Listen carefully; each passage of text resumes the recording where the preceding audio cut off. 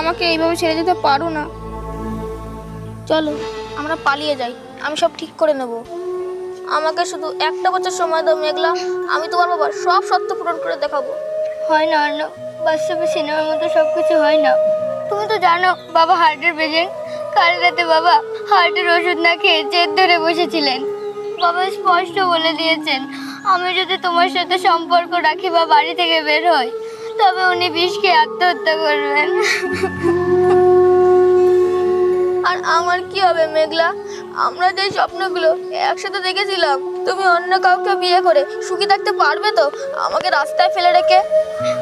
আমার ভালোবাসা কি এতটাই দুর্বল ছিল যে তোমার বাবার আভিজাত্য আর জেদের কাছে হেরে গেল? আমাকে ভুল বুঝো না অর্ণব, আমি নিরুপায়। বাবার লাশের উপর দাঁড়িয়ে আমি আমাদের ভালোবাসার ঘর বাঁধতে পারবো না অর্ণব, বাঁধতে পারবো না।